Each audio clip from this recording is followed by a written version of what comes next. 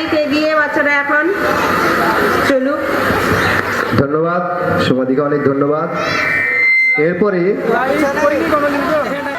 তো শুধু একটা কথাই বলবো, একটা বিদায় অনুষ্ঠান পাঠানপাড়া প্রাথমিক বিদ্যালয়ের প্রধান শিক্ষক সম্মানীয় শ্রী সুবোধচন্দ্র ঘোষ দীর্ঘ পথ, এই চাকরি জীবনের দীর্ঘ পথ অতিক্রম করে এখানকার যারা ছাত্রছাত্রী, তাদের অভিভাবক অভিভাবিকা ও আমার সঙ্গে আসা আমার অফিসের সকল আমার সহকর্মীরা প্রত্যেককে জানাই শুভেচ্ছা এবং অভিনন্দন।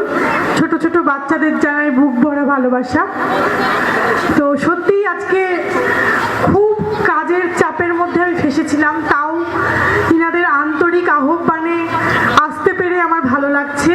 এর আগের কোনো একটা প্রোগ্রামে আমি আসতে পারিনি এই স্কুলের, তাই এবার আসার আন্তরিকভাবে ইচ্ছা ছিল এবং এসেছি।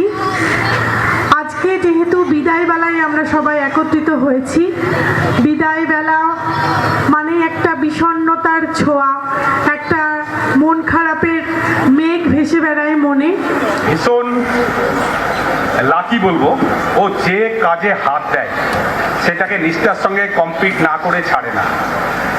ঈশ্বর ওর সহায় আছে, প্রতিটা কাজ স্বয়ং সম্পূর্ণ করে আজ ও সুস্থভাবে সুস্থ শরীরে আজ একটা অবসরের জায়গায় এসেছে।